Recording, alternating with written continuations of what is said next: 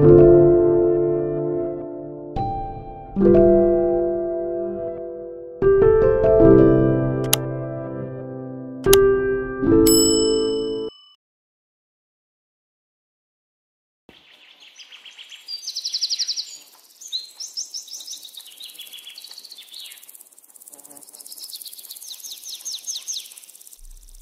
dengan kabut, jarang sekali aku rasakan.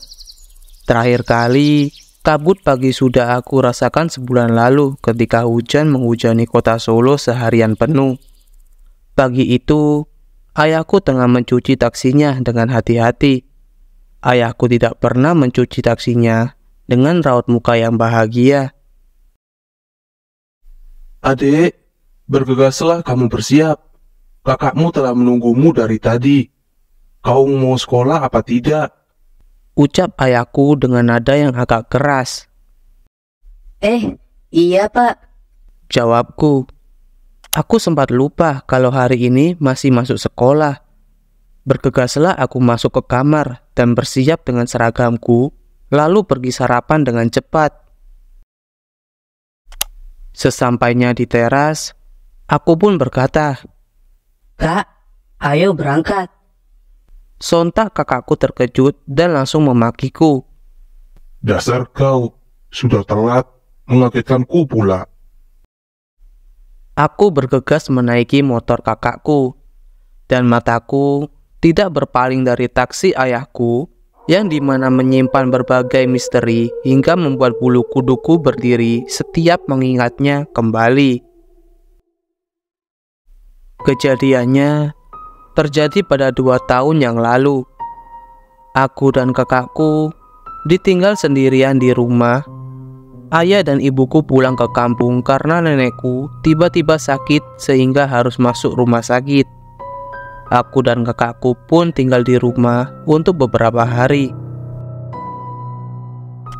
Sebelum berangkat, bapakku berpesan, Jangan lupa, taksi bapak dicuci malam minggu nanti ya. Jangan lupa. Pada saat itu, kami hanya menganggap itu lelucon belaka. Karena untuk apa taksi harus dicuci di malam hari, malam minggu pula. Aku pun bilang kepada kakakku, Kak, kita cuci minggu pagi saja ya. Untuk apa kita cuci malam-malam? dengan nada yang sedikit agak keras, kakakku berkata, Iya, ayah aneh-aneh aja. Kita cuci besok pagi aja, oke? tepat hari ini adalah malam minggu. Dan ternyata kami memutuskan tidak mencuci mobil taksi itu dan begadang karena ada acara di salah satu saluran televisi yang pastinya tidak ingin kami lewatkan, yaitu siaran langsung sepak bola Liga Champions. Pada pukul 11:30 malam, kakakku akan pergi keluar rumah untuk membeli makan.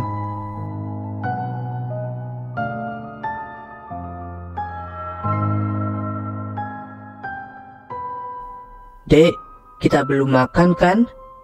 Kakak keluar sebentar ya, mau beli nasi goreng. Ucap kakakku. Setelah itu, aku pun ditinggal kakakku sendirian di rumah sambil tetap menonton komentator pertandingan berbicara untuk menganalisis masing-masing klub sebelum dimulai pertandingan sepak bolanya. Suasana rumah sangatlah hening. Lama aku menunggu, tiba-tiba terdengar suara seseorang membuka pintu taksi. Aku pun terkejut dan langsung mengintip lewat jendela, sambil ingin tahu siapa yang membuka pintu taksi tersebut.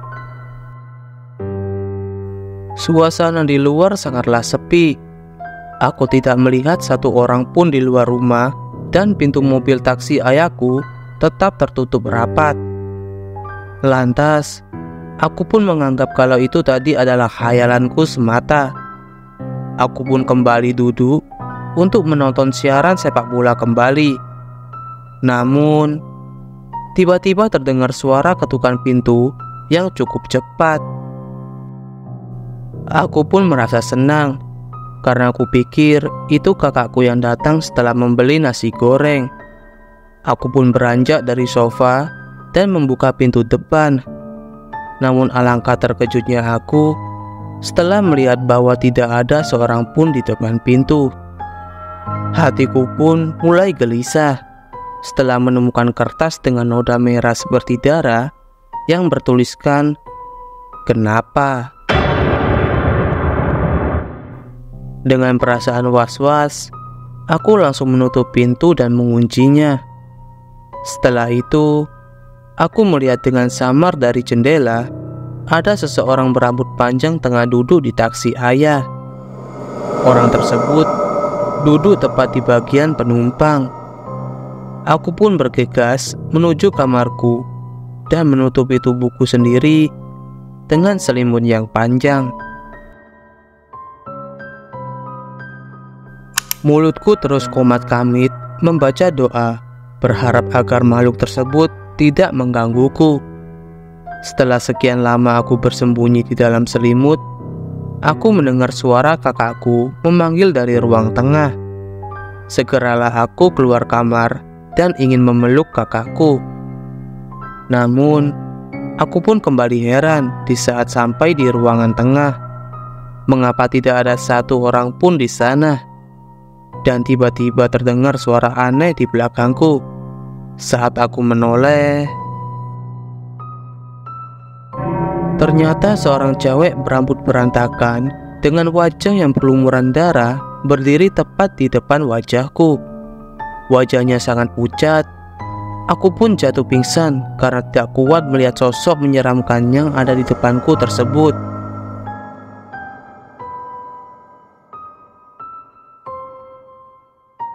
Pagi itu aku terbangun. Aku melihat aku sudah berada di kamarku sendiri dengan kedua orang tuaku ada di sampingku. Orang tuaku nampak khawatir setelah mendapat kabar dari kakak bahwa aku pingsan di rumah. Ayah pun menanyaiku, Semalam kata kakakmu, kamu pingsan di ruangan tengah. Ada apa?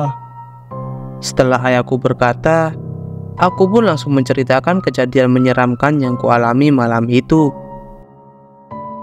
Ayahku pun menceritakan kebenaran semuanya, yaitu terkait taksi misterius tersebut. Jadi, sebenarnya taksi ayahku dulu sempat dipakai untuk pembunuhan sadis seseorang wanita cantik. Wanita tersebut adalah seorang penari yang selalu tampil pada malam minggu di salah satu keraton yang ada di kota Solo. Sejak saat itu, setiap malam minggu selalu ada kejadian aneh di garasi taksi majikan ayah. Lalu, ketika ayah bekerja di sana, ayah diamanatkan untuk memegang taksi bekas pembunuhan tersebut dengan syarat taksi itu harus dimandikan setiap malam minggu. Itulah kenapa ayah pada waktu itu berpesan kepada aku dan kakakku untuk mencuci taksi tersebut pada malam minggu.